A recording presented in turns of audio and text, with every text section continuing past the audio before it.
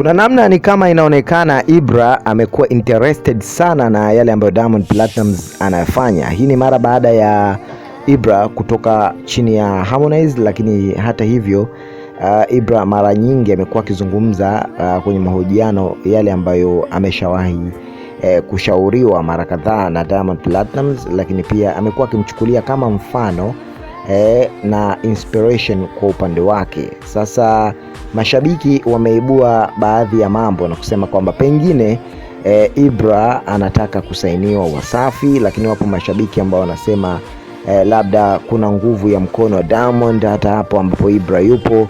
Yani kila mmoja kwa ufupi amekuwa akizungumza kwa upande wake na kuliweka hili swala kwa namna yake. Sasa tumeliweka katika njia ambayo kila mmoja anataka kufahamu na tulidiscuss kwa pamoja hapa leo kupitia Tanzania Live TV kwenye kipindi chako cha burudani, yani entertainment times. Tunazungumzia habari nyingi kuhusiana na wasanii pamoja na mastaa ambao wamekuwa wakitrend na kuperform vizuri zaidi katika kazi za kisanaa.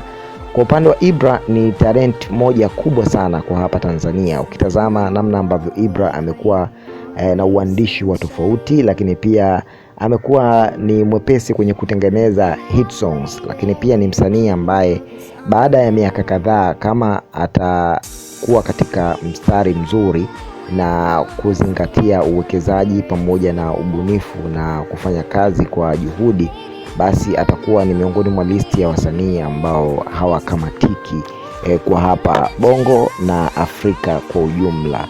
So baada ya mashabiki kuona kwamba Ibra anaonekana kama yupo karibu na Diamond, kitu ambacho sio kibaya, haswa pale ambapo mtu anataka kujifunza. Unafahamu kwamba Diamond ni kioo kwenye tasnia nzima ya muziki na amekuwa akiwapa motisha vijana wengi sana, na hata ukitazama namna ambavyo watu wengi wamekuwa wakimtumia Diamond Platnumz kama mfano kwenye mafanikio, huwa wanachukua points za msingi na kuzifanyia kazi. So kwa Ibra hii sio mbaya, kwa sababu unajifunza kutoka kwa mtu ambaye amekupita na ni mkubwa wako na yuko muda mrefu, ana uzoefu na kila kitu.